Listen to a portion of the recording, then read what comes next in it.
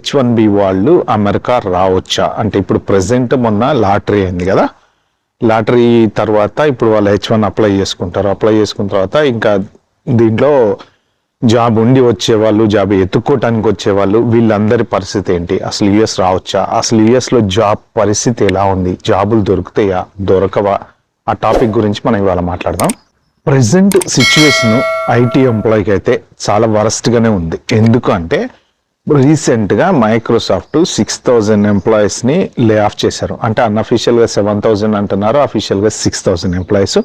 Middle మేనేజర్స్ని వాళ్ళు lay off చేశారు. దాంతోపాటు ఏఐ డైరెక్టర్ని కూడా లే ఆఫ్ చేశారనమాట. అంటే ఒక ప్రాజెక్టు ఎవరైతే అంటే మన వేలుతో మనం కన్ను ఇలా పోడ్చుకుంటే ఎలా ఉంటుంది, ఎగ్జాక్ట్లీ ఎవరైతే ఆ ప్రాజెక్ట్ చేశారో ప్రాజెక్ట్ చేసిన డైరెక్టర్ని కూడా లే ఆఫ్ చేశారనమాట. అంటే వాళ్ళు చేసిన ప్రాజెక్ట్ వల్ల వాళ్ళకి ఇంకా ముందు ఎంప్లాయీస్ అవసరం లేదు అని. ఇది కాకుండా సైలెంట్ లే ఆఫ్స్ చాలా చోట్ల జరుగుతుంది. చాలా కంపెనీస్లో, మెటాలో జరిగినాయి, ఫేస్బుక్లో జరిగినాయి,